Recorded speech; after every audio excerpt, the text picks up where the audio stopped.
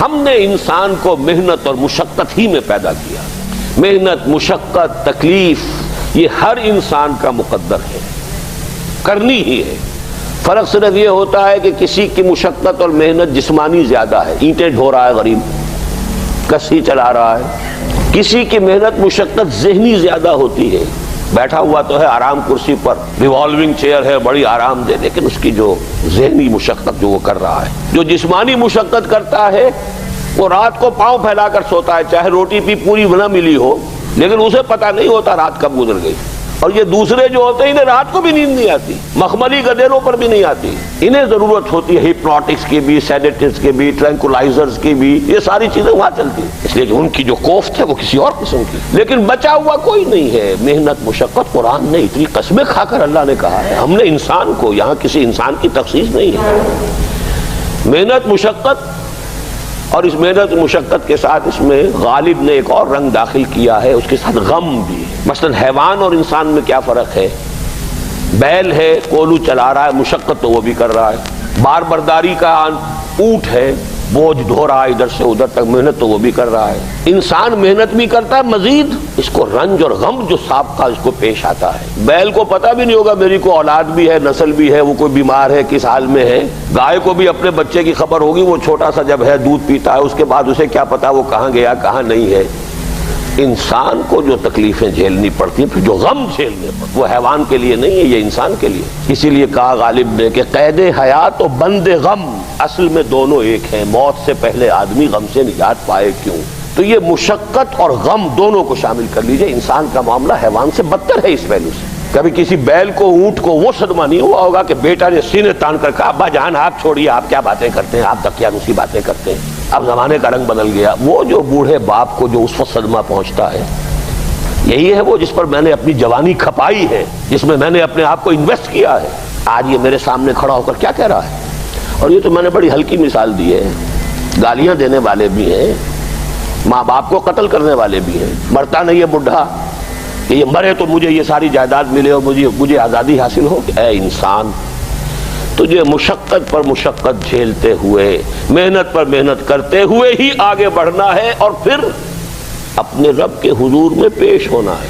یہ اور مصیبت ہے. کسی اونٹ اور کسی بیل سے محاسبہ نہیں ہے وہاں.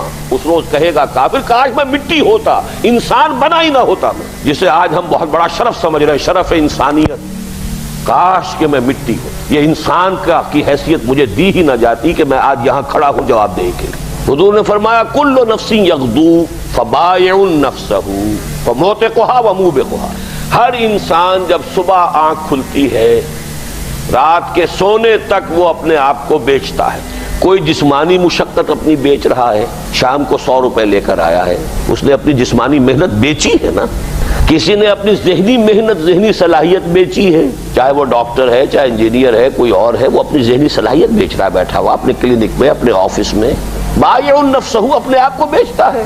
یہ بیچنا تو ہر ایک کا ہے، ہر شخص بیچ رہا ہے اپنے آپ کو. کوئی بدبخت وہ ہے جو یہ ساری مشقت جھیل کر بھی رات کو جہنم لے کر آیا ہے. گھر مشقت بھی جھیلی اور لے کر بھی آیا آگ کے انگارے، اس لیے کہ حرام کاروبار کیا. کوئی وہ ہے جو اس مشقت کے بعد اپنے نفس کو جہنم کی آگ سے چھٹکارا دے کر آتا ہے. بیچا، جائز جگہ بیچا، جائز طریقے سے بیچا اس نے بھی، محنت اس نے بھی کی، مشقت اس نے بھی کی، لیکن اس نے اپنی مشقت کے نتیجے میں اپنے آپ کو برباد کر لیا. تو جب آزمائش میں کوئی پڑے گا تو پتا چلے گا نا کہ کھرا ہے یا کھوٹا ہے.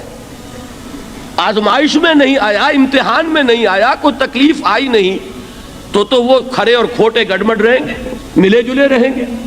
دودھ کا دودھ اور پانی کا پانی جدا نہیں ہوگا. کیا لوگوں نے یہ سمجھا تھا کہ وہ چھوٹ جائیں گے صرف یہ کہنے پر کہ ہم ایمان لے آئے اور انہیں آزمایا نہ جائے گا؟ ہم نے تو آزمایا ہے ان سب کو جو ان سے پہلے آئے. تو یہ تو یوں سمجھیے کہ اس راستے کا ایک مستقل معاملہ ہے. جو آئے سوچ سمجھ کر آئے کہ یہ شہادت گاہ الفت میں قدم رکھنا ہے. لوگ آسان سمجھتے ہیں مسلمان ہونا. جس نے کہا آمنت باللہ، ہم نے آزما لیا. سچ مچ کا یہ ہم پر ایمان کا دعوے دار ہے یا جھوٹ موٹ کا دعویٰ کر رہا ہے؟ یہ سچ مچ کا عاشق ہے یا جھوٹ موٹ کا عاشق ہے؟ ظاہر بات ہے کہ امتحان نہ ہو، آزمائش نہ ہو تو کیسے ان کے مابین تمیز ہوگی؟ کہہ تو دیا سب نے آمنت باللہ. اب ذرا تھوڑی دیر کے لیے ہم بھی اپنے گریبانوں میں جھانکے. ہم بھی کہتے ہیں نا اللہ کا، ہمارا ایمان ہے اللہ پر، آخرت پر، رسول کا عشق کا بھی دعویٰ ہے. اور جب نعتیں ہم سنتے ہیں تو بڑے جھومتے ہیں، لیکن یہ کہ واقعتاً آدمی جھانکے اپنے قلب کی گہرائیوں میں کہ یہ ہم کتنے کچھ سچے ہیں اپنے اس دعویٰ ایمان. جہاں کوئی معاملہ آیا، اگر ہم اس دین کے اس حکم پر عمل کرتے ہیں تو اتنا نقصان ہوتا ہے، اس حکم کو پیچھے ڈال دیں تو اتنا نفع ہوتا ہے. سچ بتائیے کہ ہم میں سے اکثریت کا فیصلہ کس بات کی طرف جائے گا؟ دین کا حکم پس پشت، دنیاوی مفاد وہ مقدم. تو معلوم ہو گیا کہ ہمارا یہ دعویٰ جو ہے اللہ پر ایمان کا اور آخرت کے یقین کا جھوٹا دعویٰ ہے. کیوں اللہ کی طرف سے یہ چیزیں آتی ہیں؟ دیکھو، کوئی مصیبت تم پر نہیں آ سکتی، نہیں آتی مگر اللہ کے اذن سے. وَمَن يُؤْمِن بِاللَّهِ، اور جو شخص اللہ پر ایمان رکھتا ہو، یہدِ قلبہ، اللہ اس کے دل کو ہدایت دے دیتا ہے، اس کے دل کو سکون عطا کر دیتا ہے، وہ راضی برضائے رب ہو جاتا ہے، اس میں شکوہ نہیں رہتا، اس میں شکایت نہیں ہوتی، اس میں تلخی نہیں ہوتی. کیوں ہو گیا، کیسے ہو گیا، کیوں ہو گیا، نہیں ہونا چاہیے، نہیں دیتے. یہ سارا جو پیچ آدمی کھاتا رہتا ہے نا اندر ہی اندر، وہ جو پیچ کھا رہا ہے، یہ سب پیچ سے نجات مل گئی. پہلی بات یہ کہ یہ اللہ کی طرف سے آزمائش کے طور پر آتی ہے. آزمائش، میرا بندہ اس پر صبر کرتا ہے یا نہیں، یا میرے خلاف بکواس کرنے پر آمادہ ہو جاتا ہے. اللہ تو ایسا ہے، اللہ نے تو ہم پر کبھی کرم کیا ہی نہیں ہے، اللہ تو ظالم، معاذ اللہ معاذ اللہ معاذ اللہ. کہیں ایسا تو نہیں، میرا بندہ جو ہے تکلیف کو جھیلتا ہے میری وجہ سے، یہ سمجھ کے کہ اللہ کی طرف سے آئی. یہ سب جو ہے یہ بہت بڑی کامیابی ہے اگر انسان کو حاصل ہو جائے. اور اس صبر کے نتیجے میں دو اور باتیں پیدا ہوتی ہیں. یہ مضامین علیحدہ علیحدہ دروس کے اندر آتے رہے ہیں، لیکن آج ایک نئے عنوان کے تحت جمع ہو کر آ رہے ہیں. پہلی بات یہ ہوتی ہے کہ یہ امتحان کا نتیجہ کیا نکلتا ہے کہ آپ نے ایک امتحان پاس کیا تو آپ کے اگلے درجے میں ترقی ہو جاتی ہے. 5ویں کا امتحان پاس کر لیا نا تو 6ٹھی میں جائیں گے، اب 6ٹھی کا امتحان پاس کریں گے تو 7ویں میں جائیں گے، 7ویں کا پاس کریں گے تو 8ویں میں. درجہ بدرجہ انسان کی دینی، ایمانی اور روحانی ترقی کا ذریعہ یہ آزمائش ہوتی ہے. جتنا اس میں صبر ہوگا، جتنا اس میں تسلیم و رضا جو ہے آپ حاصل کرتے جائیں گے تو آپ کے درجے بلند ہوتے چلے جائیں گے. آپ کا امتحان کڑے سے کڑا آئے گا، بڑے سے بڑا آئے گا، مشکل سے مشکل تر آئے گا.